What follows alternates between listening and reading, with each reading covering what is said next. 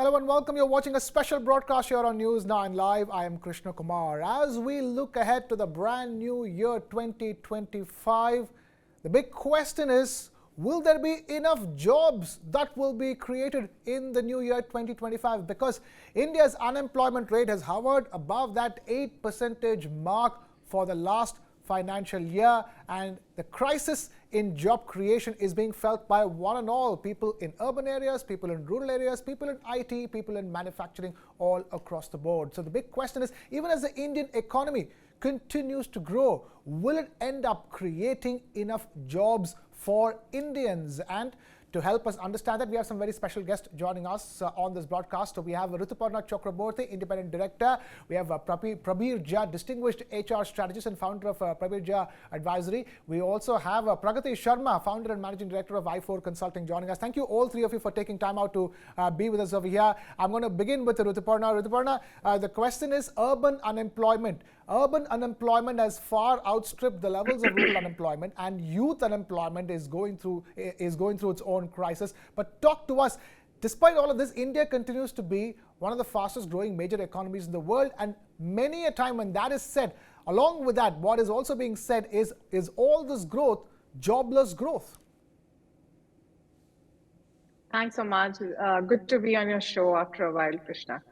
So I think there are enough and most data to talk about urban unemployment or subsistence level of unemployment versus rural employment. I'm not going to really go into all of those details. Is India poised in terms of economic growth? We all know the answer to this, and the data shows that how fast we are growing as an economy in terms of the GDP. But why is it that when all eyes are on India, I mean, for geopolitical reasons as well, everybody wants to bet on India? Why is it that the jobs are not really growing at the same level as it should? Of course, there are many structural issues because of which this is happening, whether there is equitable distribution of skills, whether there are enough cities or job magnets, if I may say so, that are being created at the pace at which they should be created.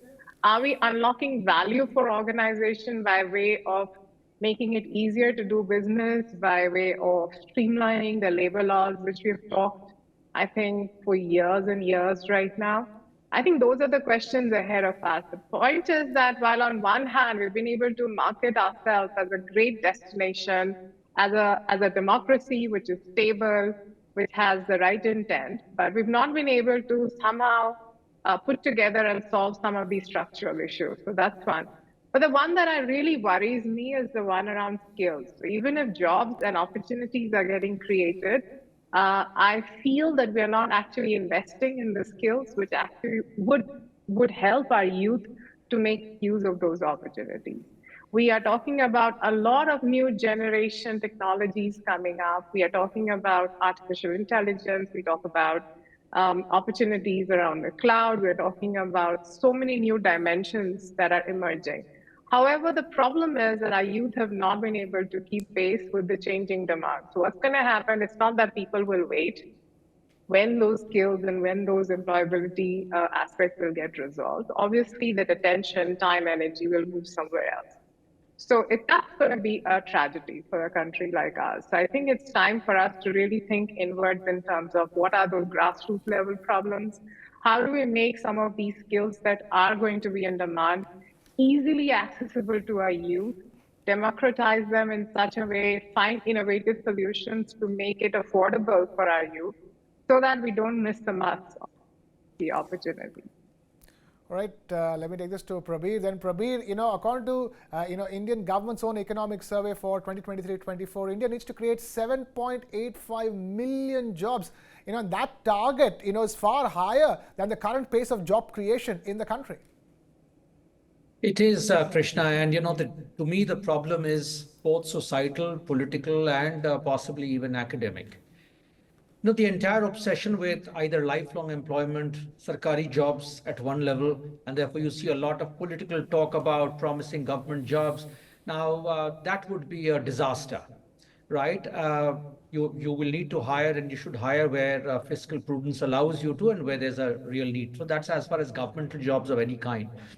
The other on the corporate side, I think Ritu Purna has very rightly talked about, there is a skill deficit. And I believe unless that is set right, I do not think that, this employment target will be met.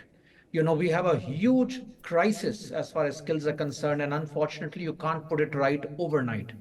Whether it's the academic curriculum, the interface with industry, the ability to think 5 years beyond, I don't think we have done a great job of that yet. Uh, the societal problem, and I think you and I have had a conversation on this some months ago. I believe that the obsession in India with higher education is very, very unfortunately misplaced. There is a huge opportunity and need to look at vocational education, not look at proliferation of universities and private colleges and mushrooming of, whatever centers of higher education. The societal aspiration of being a graduate and therefore looking at a category of jobs and the inability of numbers of such jobs being available, is a huge problem. It's almost like the UPSC when 7 lakh people are trying for 500 or 700 jobs. I mean, you can create an artificial unemployment, so to speak. So I think there's a huge opportunity, and beyond the obvious new age industries which we are talking about, and Ritu alluded to that a little while ago, I think there's a huge opportunity in the service space. But at the end of the day, why are people not wanting to get into it or wanting to get into it till they get something different? I was talking to a CEO of a massive fleet operator, 20, 25,000 vehicles, and he says, I'm struggling to get drivers to run the fleets. Now, there is an opportunity of 20,000 people, but why is it that there are no drivers available? So the mismatch between what society perceives as its aspirational employment, the government's inability to kind of connect and see forward beyond the here and now, and to go beyond political platitudes, and finally, skills, both technical or functional skills. And I will not talk at this point more about it, but should you want to come back, we'll talk about it. I think the social skills to be able to acquit yourself in the jobs that are either getting created or that exist, I think is a huge problem. Issues around collaboration, teamwork, influencing, resilience. I mean, no one teaches all these things and they are seen as costs by companies, but all of this impacts, effectiveness at jobs. So it's a complex issue. And I do not personally think 8.75 million or whatever the number the government is talking about is going to happen unless there is a willingness to actually think different and do different. And I don't think any of the players are ready for it as of now. Pragati Sharma, there's constant talk of, there are jobs being created, but not enough takers for those jobs. But the fact of the matter is, this is also the year in 2024 when we saw IIT graduates finding it difficult to get jobs on campus placements. What's going on here? Krishna, I think Prabir and I already mentioned it. I think there are 4 or 5 factors that we are facing today. And I'll start by an example. We last week had a campus drive where the need for, like Prabir mentioned, we needed engineers, right? The selection ratio from the campus drive was almost 18:1. So can you imagine the readiness to which these students appeared for the interviews? I think there's a lot of education system misalignment, right? The traditional education, I think mentioned by the 2 last speakers, I think it's a lot to do with the gap that is becoming so evident in not just technology, but in services. A simple role like inside sales is becoming very, very difficult, even if you're offering 4 lakhs or 5 lakhs salary. The children are not equipped with these soft skills, right? The other bit is the industry and the academia drive. I think there the disconnect is just becoming large. It's just about getting the certificate or the diploma at the end of the course, but the practical experience that is needed is just not available. Obviously, we're seeing a lot of, I think, technology. Technology is really taking over. I mean, by the time you skill yourself, there is a need for reskilling. We hear about digital transformation or AI per se, but I think educational programs are just struggling to keep up pace with the way this transformation and the scale at which this transformation is affecting at least the fitment required for any job today. And last but not the least, I think many graduates coming from especially tier 2 towns, maybe even the IITs, are facing a lot of, I think, lack of communication, teamwork, problem solving when it comes to the practical necessity that is for every job. And I'm again repeating, I think for someone who interviews probably I think more than 20 people as a company in a day, right? We are seeing this gap just increasing where it is presumed that if you have an education qualification, if you have the degree, you are ready for a job. I think that skill gap, bridging that gap is going to be the biggest challenge that we will face in the next couple of years. All right, let me take this back to Rituparna. Rituparna, I'm going to go back to some basics over here. You know, that 7.85 million job target that the Indian government has, that is non-farm jobs that we're talking about. But what has happened recently is the fact that there has been a repatriation of jobs to the agriculture sector. Manufacturing, on which so many hopes were pinned to create jobs, has not delivered as yet, and similar with construction as well. But what we've seen is a marginal rise in agriculture sector jobs. Yeah, so I think, honestly,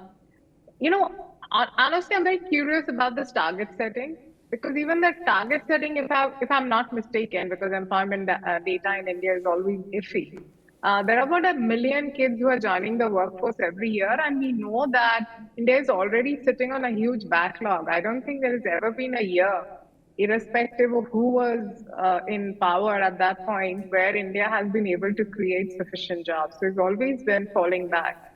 So, which means that at the 8.5 million, I mean, if we do, it's great, to be honest, but even then, it's not sufficient jobs. So, leaving that aside, like you rightly pointed out, India has always been an agricultural dominated economy. If I'm not mistaken, almost 3/4 of our workforce actually are engaged in some form of agricultural employment.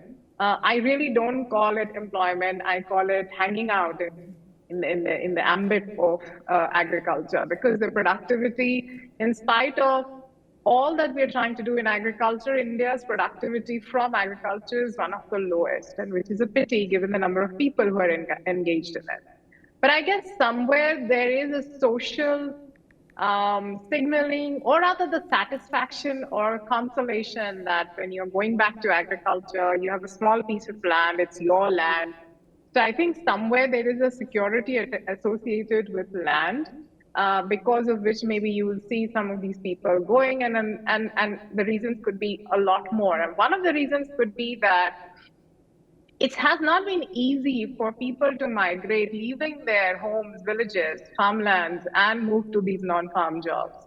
Either those jobs were very far away from where they are used to, which means there is a change of culture, change of diet, change of weather, which is not easy, and not everyone can honestly afford to make that transition.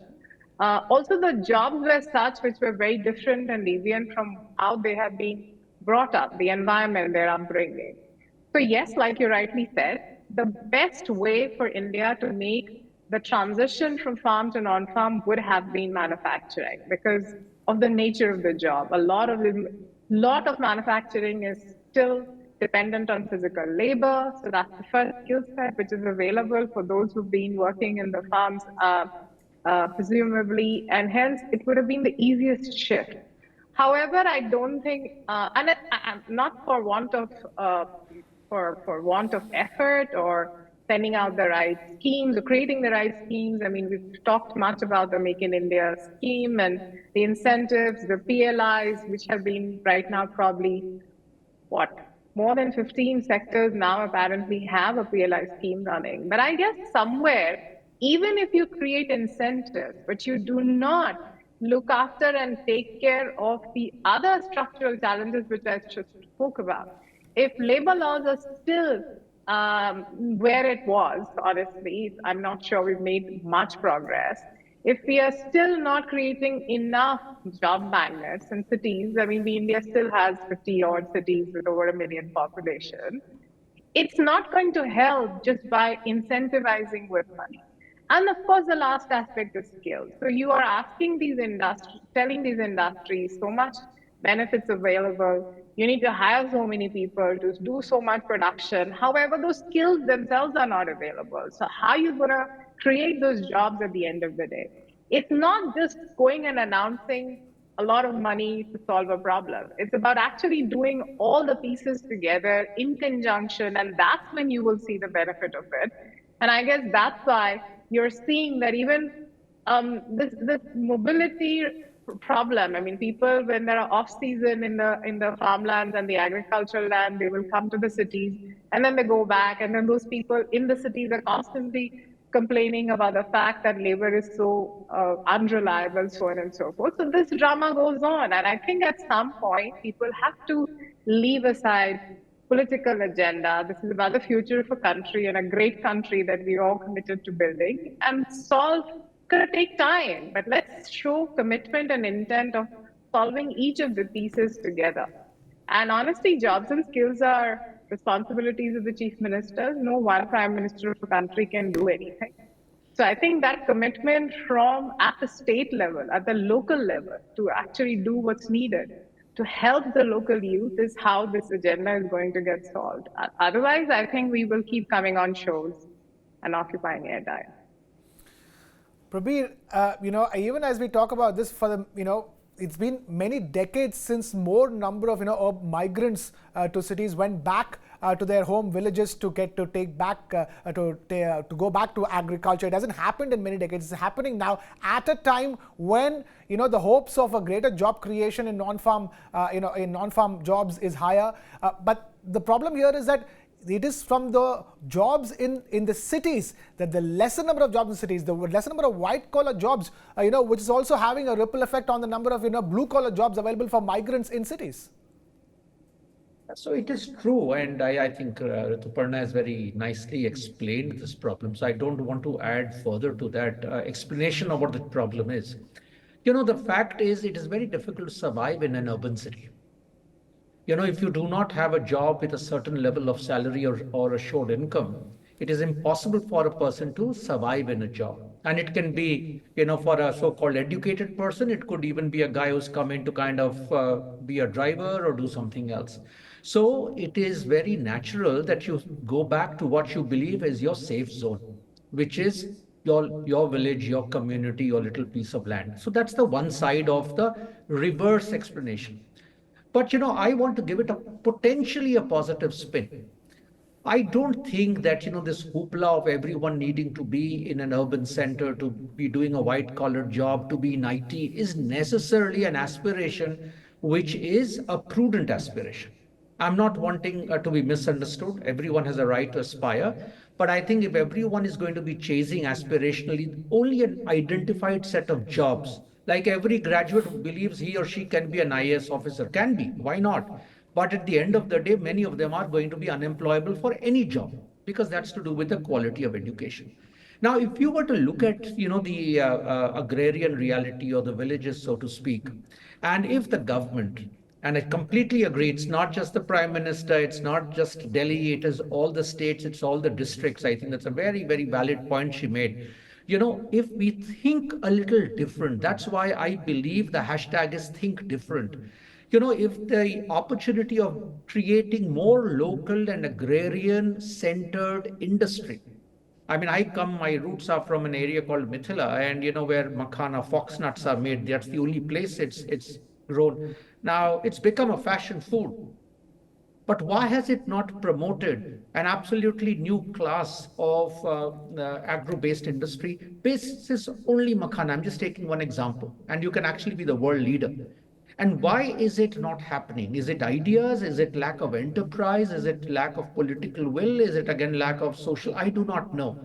But I believe if you look at every district in India, and I personally like the concept that if every district could identify one very export-centered area of business and vocation, it could actually create a lot of positive development and unemployment solving problem. But it hasn't taken off. It's a great principle, but it hasn't taken off. And that is where lack of collective action, and collective is not just the governmental side or the opposition trying to find faults with everything that the government does and vice versa. It is also the administrative mechanism and the societal reality. So I believe in many ways, our unemployment problem is also very disguised unemployment, because we are choosing to sit back and say, I don't have a job. I don't have a government job. I have to go back to the village. No, I mean, there was a time around COVID and after when there was a lot of multiflexing. I remember writing a post which had almost 300,000 views on LinkedIn, or people working with some of the topmost MNCs carrying their little bags on their shoulders, taking a flight to Darbhanga, in North Bihar, because they felt it was better to work out of their home as long as they have internet and electricity, which is actually not a big problem here.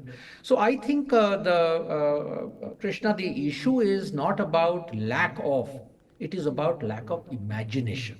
It is the lack of willingness, and we as a country have got very typecast in the way we want to think, in our aspirations, in the way we want to do, and we are not preparing ourselves.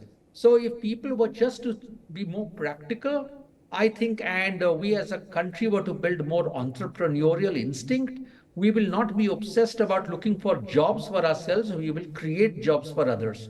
And so it is going to be a multi-year journey. Nothing is going to happen in 2025. But I tend to agree with what Ritu said in her opening remarks, that, much has been said now for years. We haven't really acted on it. Until that actioning happens by all stakeholders included, I think, this problem is only going to get worse, because we are a young nation and getting younger.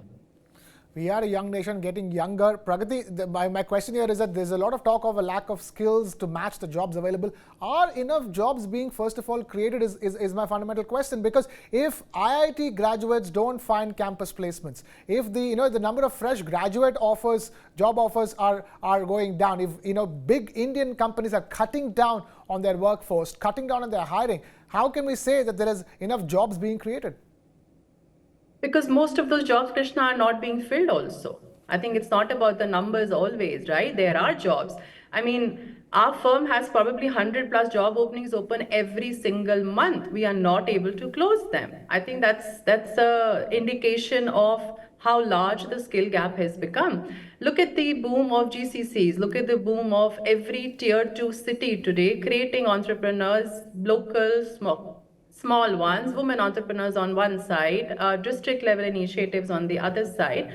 Skills such as data analysis, programming, literacy, communication, problem solving, I mean, these are totally in demand. I think this is an opportunity for our universities, our education system, and I keep saying this, to really grab on the way we have today the chance of be participating in the global innovation. I mean, GCCs, for example, came to India from a cost-cutting, point of view, but now have become hubs of innovation.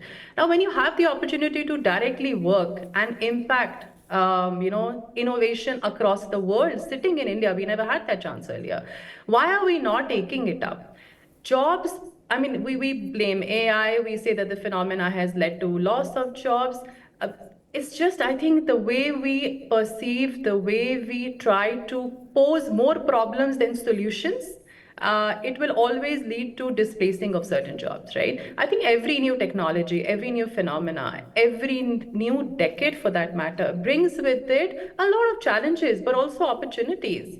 Why are we not creating more educational courses around, let's say, AI?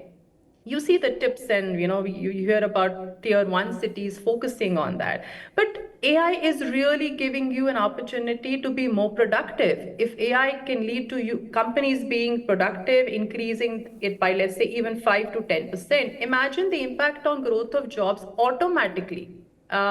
Any increase where you reallocate your resources towards innovation will lead to more jobs. I think it's just a question of how we are perceiving the new phenomena, why we are not focusing on where the demand is. Why are we not focusing on finding that fitment? Just ensuring that the jobs that exist are filled, because the longer it takes for them to be filled, the second level of jobs will not appear. So let's look at it positively in a solution-oriented mindset versus always saying, okay, jobs are not enough. Rituparna, I'm going to ask you a simple question about India's IT sector. Always the hopes are pinned on India's IT sector when it comes to job creation on a mass scale in this country. We are talking about it in a year where there is a change of guard in the government in the US with Trump taking charge as the president again in the US, and US is a very important ground for Indian IT sectors as job creation. Talk to us from that perspective. How do you see the year 2025 panning out, specifically when it comes to IT jobs in India? And you said that it's a simple question, apparently. But anyway, the thing is that, what IT sector, this whole thing that IT will be the net employment generator has really created problems for us. Because yes, it's a fact that when there were not sufficient jobs, IT kind of emerged as that glimmer of hope in this country, I think, towards the early 2000, late 90, yeah, I think around that time, 1990, post 1999, between that time. I guess that's when, yes, IT became what it was. And yeah, I mean, it's a big story. Kids could just finish any engineering and they would get hired. And honestly, the industry's model was that. The industry would just pick up projects abroad, which essentially needed headcount, and deploy these headcounts there. So, and then there's a huge markup between the Indian salaries and the dollar per hour rates that we've been charged. But the thing is that we've seen over the last couple of years what has happened. The sector has itself gone through a lot of change. While I think it's not been very pleasing what has been happening, but I guess this pain was essential and it's good for the country. Why do I say so? It's because it has actually forced a lot of organizations as well as the talent that get deployed to kind of rethink the strategy. For companies, it's about rethink the business model, and for individuals in terms of the kind of skill sets that they need to pursue. And I particularly, that's why I don't think that with Trump coming into power, there would be any major change in how things are at this point, because it is what it is today, and organizations are focusing more on value rather than creating volumes. They're focusing on improving their image, or rather the portfolio of offerings that they have. They are not really anymore just, body shippers. They are essentially trying to create better services, better tools, better intelligence, better products for the organizations and clients that they're handling. Which essentially mean that this pendulumic swing that we have used to see in IT is not very likely to happen. I don't think without Trump, we should have been expecting that there would be this huge spike in hiring for some reason, like it used to be in the past. I think those days are gone, and that's not going to come back. But essentially, because of the last 2 years and the companies being forced to reevaluate the business model, the product, the servicing, the way they deliver, I think the kind of skill set that they will look for has also changed. I think, Pragati, just now we're talking about the fact that they have requirements, but they're not able to find talent for those positions. Even IIT, interestingly, while their campus average for many of the IITs, the average wages have gone down, the first package that they were being offered. But they also simultaneously recorded packages being offered to certain students who are coming out. Never before such high levels. What this indicative of is that now organizations don't need volume. They really need skills. They really need you to possess those high-edge skills that they are looking for. And if you have it, if somebody who constantly demonstrates, just because you're from IIT doesn't mean they'll give you any package that you want, but have you during that journey demonstrated differentiated skill upgrade as against any of the other kids? And are those skill sets relevant? I think that's how the IT industry now is shaping, and that's how it's going to be. So if anybody is thinking that somehow something's going to happen and IT industry is going to go back to those kind of record volumes, unlikely. Yes, there is a glimmer of hope by way of GCCs. Initially, GCCs started as white-labeled BPOs or KPOs, but then the other factors have now pretty much getting negated. India's edge around having lower wages, not really. I mean, the skill sets that we are looking at today, I honestly don't think that Indian youth gets very differently paid from even some of the job roles that are probably being hired for in the Silicon Valley. So cost of living for the cities, bigger cities, is increasing. So what essentially the X factor why GCCs would come are those skills, the skills of the future. If they can find those in our Indian kids and in volumes, those jobs will come, and that's when we will invest more and more in India. But then again, that brings me back to the question is, are we creating enough of those skills? Now, there are two kinds of skills which I see in the future in IT clearly. One of creators, and these are creators using the whether it's artificial intelligence, Gen AI, and the works, and then there are operators of this. So if India misses the opportunity in being able to create these two skill sets, we don't need the first in volumes. We need just few brilliant minds being able to do that. And then there are a lot of these operators.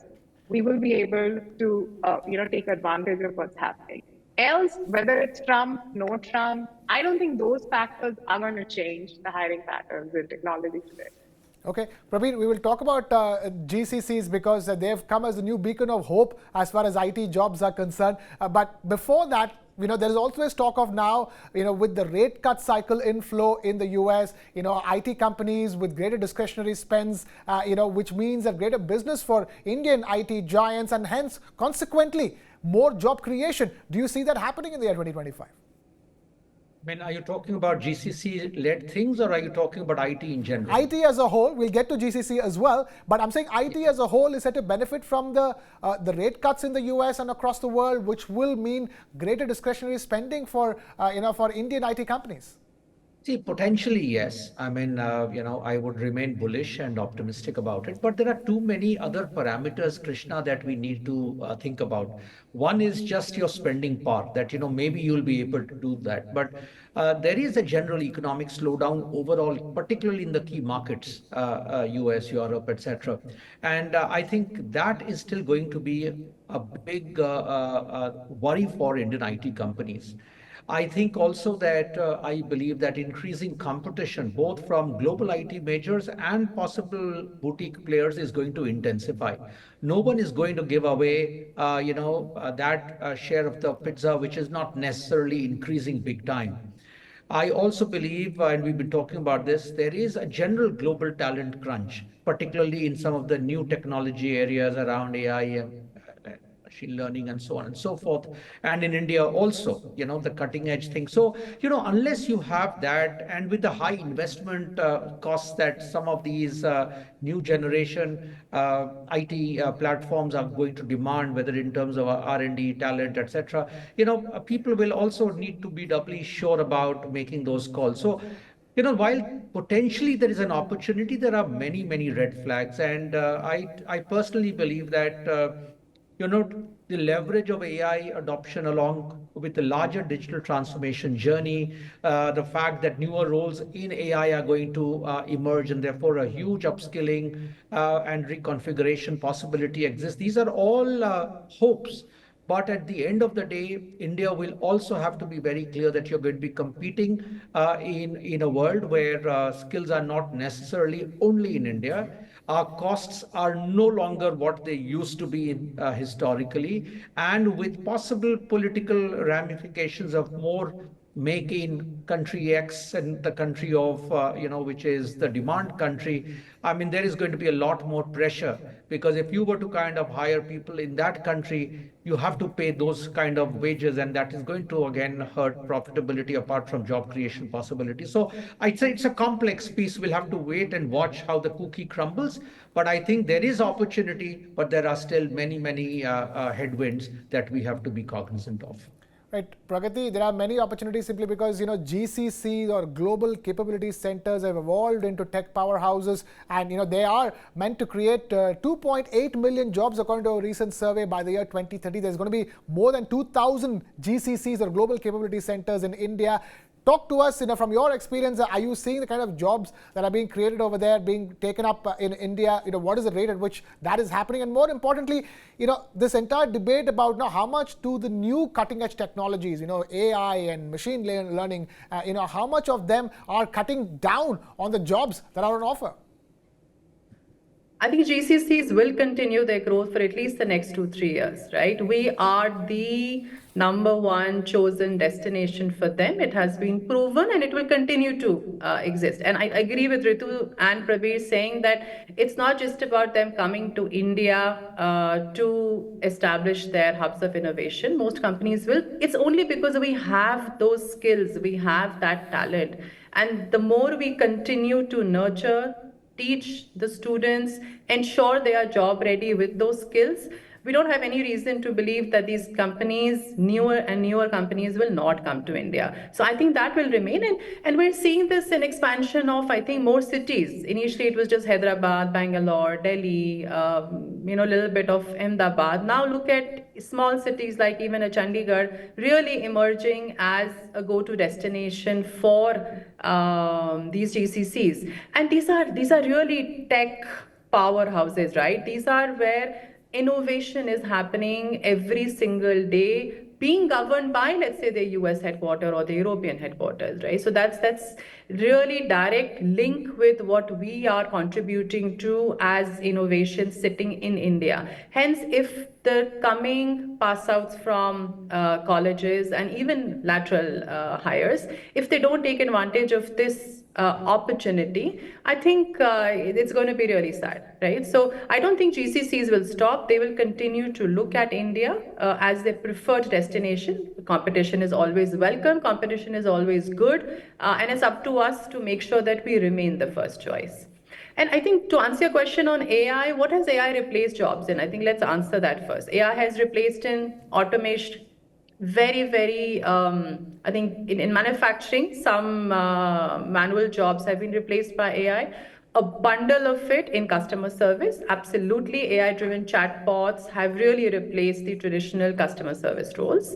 And obviously, the inquiries are now being held by more bots than managed by humans. Third, where we see a lot of AI takeover is your typical data entry, scheduling, where there was high risk and therefore AI is proving to be more capable of performing these tasks.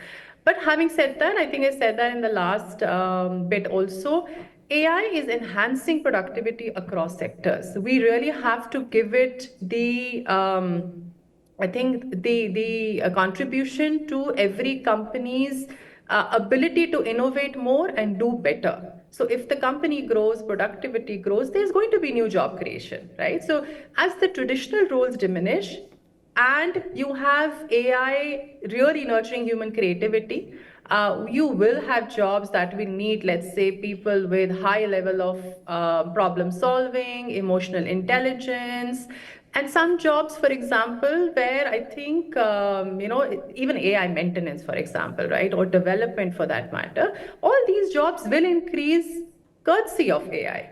Also, I think anything with digital literacy is going to be in demand in every single sector in the coming years. So we have nothing to fear, at least for the next 2-3 years, on GCCs not creating jobs here. I think it's on us to make sure that this generation is better skilled.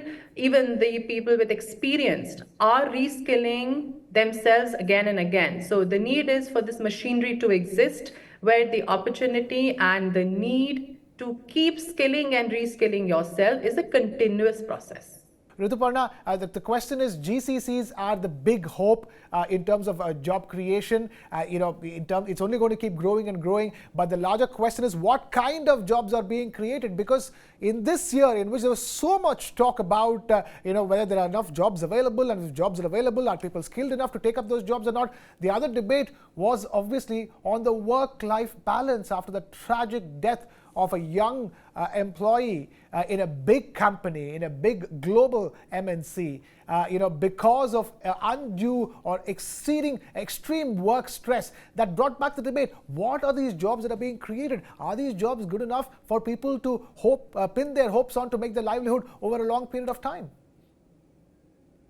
So I'll try and respond to this question in two parts because it has two parts. One is about GCCs. I don't want the debate and conversation around employment again to circle around GCCs like in the past it used to be us talking about IT jobs. I think it's very important to understand that given India's demographic pattern, it's not that GCCs can solve India's unemployment problem and help create the kind of jobs or the 8.5 million that we're even talking about. And your numbers actually said that it's not going to, we probably will still be falling short of another, what, more than 6, 7 millions, if I were just to off the hand remember what numbers you've shared. So I guess let's not do that mistake. This is a good thing.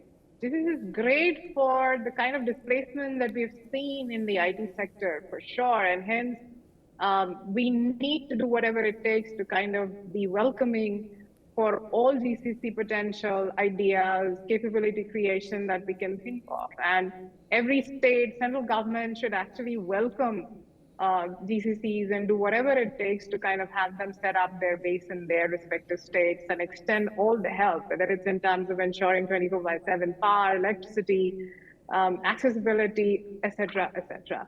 And of course, creating local skill sets to help cater to these GCCs.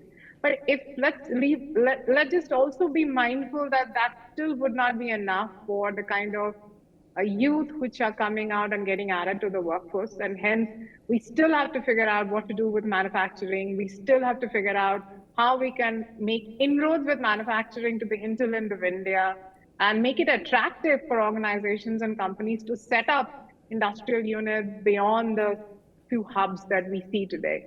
So I think that is absolutely critical. We have to look at what are the additional kind of skills that we can impart to our youth. The old skills are just not enough anymore. We've talked about digital skills. Now, no matter who you are, which part of India, rural, urban, which village, which town, you do need to possess digital skills. And we have to figure out an imaginative, innovative way to kind of imparting that. I mean, every kid cannot today go to a physical college. And if you're going to wait for everyone to go to college, you're going to miss the bus. So we have to figure out how we can use the fact that we have 24/7 internet, high quality internet, bandwidth, speed. A lot of organizations are here to create digital edtech solutions, how you can actually create opportunities, how you can leverage apprenticeship to kind of help these youth to kind of be prepared for some of these jobs. Services, of course, there is a lot of potential. I mean, we have to look at that. We have to figure out how we can figure out the lodging, accessibility, affordable lodging situations in many of the cities which are currently creating jobs, which is right now one of the biggest reasons reverse migration keeps happening. Now, that's one aspect in terms of what we can do, GCCs and beyond GCCs. The other aspect, of course, is mental health. I know that people from my generation or the generation ahead, we do fall into this nostalgia trap that humne kiya hai, we work long hours and hence nothing happened to us. I honestly think that that's really not a case for us not to acknowledge that stress, mental health issues, depressions is a reality. We have to understand the every day, whether it's for the future generations, for our youth, for our own children. Surviving, existing, winning is becoming day by day more difficult because the world is becoming more uncertain. The world is becoming more demanding. Workplaces have to be demanding, and well, because every quarter you have to showcase shareholders' value. So there is a constant need to show more productivity. And that does translate into a lot of workplace stress. Some humans have the ability and they thrive and they love working in such environment, and some people don't. The fact that we try to bundle everyone in the same brush and expect everyone to be superheroes, superhumans is mythical, is misplaced. I think, okay, if you are an organization and you're self-aware that your jobs are highly demanding, you do need people who have higher resilience to stress. Make sure that you put those guardrails in place to be able to assess that. Be honest about it, be candid about it, share it up front and see how you can whether you get, what kind of response you get. But otherwise, and if there are any kind of factors impeding today in organization, which is adding to stress for employees, if they can't speak up, if they feel their voice is not heard, this is a new generation. Please understand we have more Gen Zs coming into the workplaces who like to speak their minds, who want to be heard. And if the ecosystem is still struggling between the past and the nostalgia of the past and is not equipping themselves to creating that holistic structure to enable them to speak up, to express themselves, and not feel victimized, then there is going to be such incidents like the sad one that happened recently. So I guess I'm not even advocating that you should be less demanding. I know for us, we're in the business of making of show. Most corporates are in the business of showcasing growth in revenue, growth in profitability. So you have to do what you have to do within the set boundaries to achieve your numbers, your goals, and targets. But we are dealing with humans, and being considerate of some of these aspects, being transparent and honest and self aware, will go a long way in terms of building a relationship of trust with your employees. Finally, without them, no matter how much we talk about AI, automation, robots, for the longest time that I can foresee, we will have to deal with humans. We need to depend on them to get our job done. And hence, making some of these changes will go a long way in terms of, everybody collectively winning and not just Right. one part. Prabir, a lot of changes are happening, a lot of changes need to happen to workplaces, even as GCCs shape up as a new, temple of jobs, if I may. In that sense, even as the organized job market is evolving and changing, that, ability to ensure that people can perform their jobs to the best of their abilities without exceeding stress, that's going to be the job of the corporates. Yeah, so I mean, I agree. GCCs, we can't get obsessed now with GCCs. It's still a small part of the entire, employment market. But still, the important thing that I have to share is that, stress has always been there, and there are some people who, as Ritu said, thrive on stress. Some don't, and ideally, people should pick companies or jobs where they will thrive. So that's the easy bit.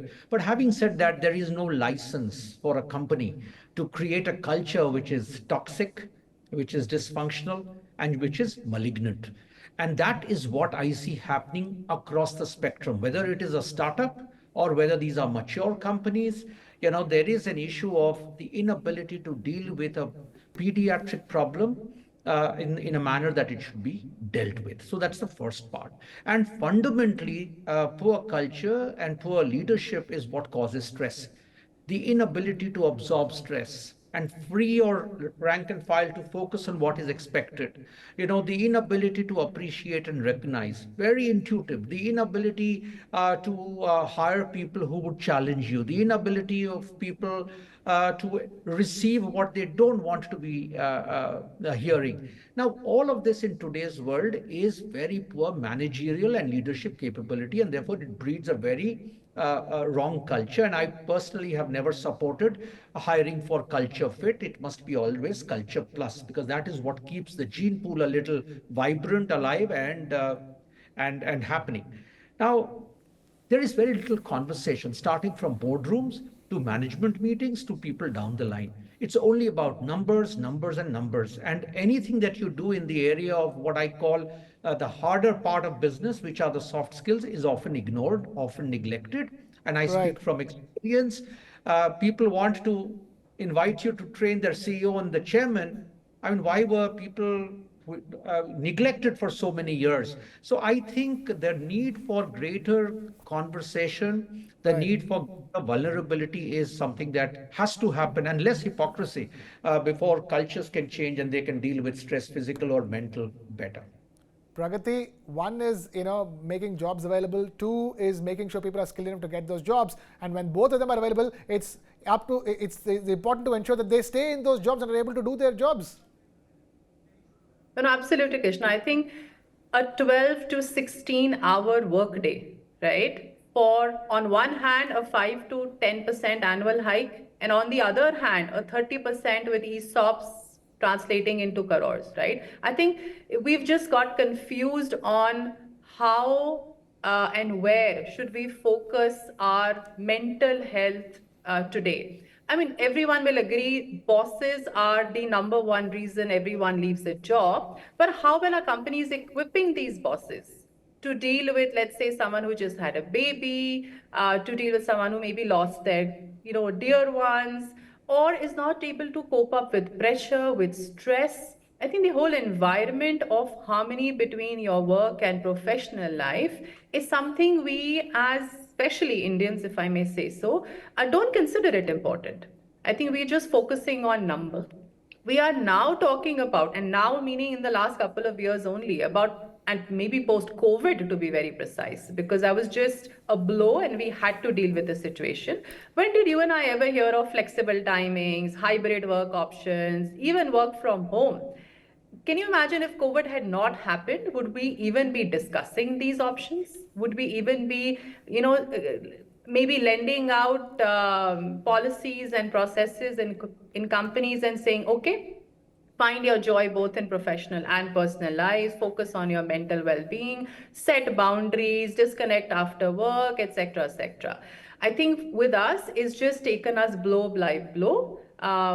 These tragic news that comes, I think now is just becoming, unfortunately, something that comes so often. It is heart-wrenching, but how many companies have programs where they deal with bosses, team managers on how to really have those conversations, provide an environment of help, empathy across, right? This is just missing. It's just totally missing from our way of doing things.